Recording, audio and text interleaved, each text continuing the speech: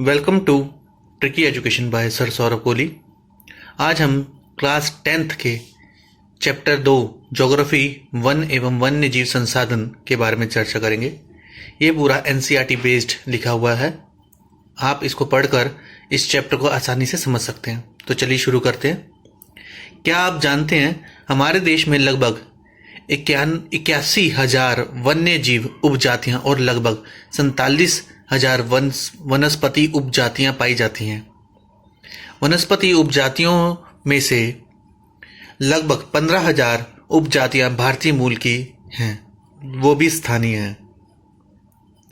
क्या आप जानते हैं 1/3 जलमग्न भूमि यानी कि जिसे वेटलैंड भूमि भी कहा जाता है, वेटलैंड सूख चुकी है, जो 70% धरातलीय जल क्षेत्र यानी कि वाटर बॉडीज प्रदूषित है। 40% मैंग्रोव क्षेत्र लुप्त हो चुके हैं और जानकारी के शिकार और व्यापार तथा वाणिज्य की दृष्टि से ये सब इम्पोर्टेंट है। तो आपने देखा कि ये मेन पॉइंट्स हैं जिससे हमें पता लगता है कि चैप्टर में क्या क्या बता रहा है। वो आगे है कि भारतीय वन्य जीवन संरक्षण अधिनियम 1972 में लागू किया गया है। भारतीय वन्य जीवन संरक्षण 1972 में लागू किया गया। वन्य जीव अधिनियम 1980 और 1986 के तहत सैकड़ों तितलियों, पतंगों, भृंगों और एक ड्रैगन फ्लाई को भी संरक्षित जातियों में शामिल किया गया है। 1991 में पौधों की भी 6 जातियों को भी पहली बार सूची में रखा गया। अब हम जानते हैं आरक्षित वन कौन से होते हैं, रक्षित वन और अवर्गीकृत वन।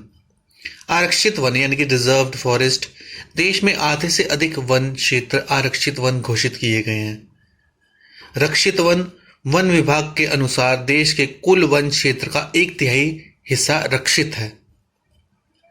अवर्गीकृत वन, अन्य सभी प्रकार के वन और बंजर भूमि जो सरकार, व्यक्तियों और समुदायों के स्वामित्व में होते हैं, अवर्गीकृत बन चुके हैं।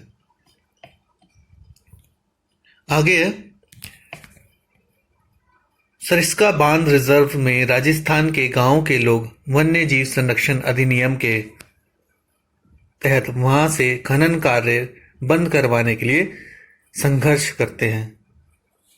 राजस्थान के अलवर जिले में 5 गांवों के लोगों ने तो 1200 हेक्टेयर वन्य भूमि भैरवदेव डाकव सेंचुरी घोषित कर दी है, जिसके अपने ही नियम कानून हैं। चिपको आंदोलन, वन कटाई रोकने के लिए यह आंदोलन चलाया गया। इन शॉर्ट में बताया गया। बीज बचाओ आंदोलन तिहारी में किसानों ने ये चलाया।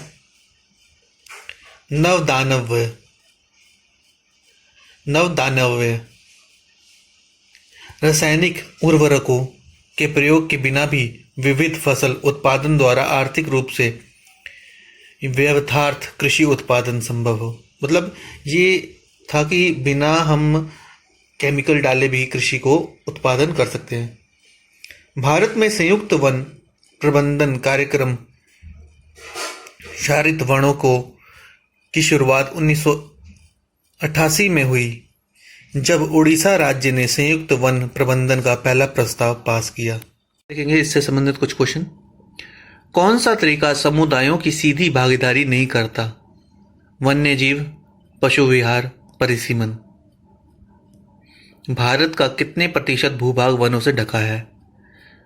19.39%। वनस्पति जगत की परिभाषा किसी विशेष भाग में पाए जाने वाले पेड़ पौधों से संबंधित है और वनस्पति से है। अगर कोई पूछे वनस्पति जगत की परिभाषा तो किसी विशेष भाग में पाए जाने वाले पेड़ पौधों और वनस्पति से संबंधित। भारत में विश्व की सारी जैव उपजातियों की कितनी प्रतिशत संख्या पाई जाती है? 8%।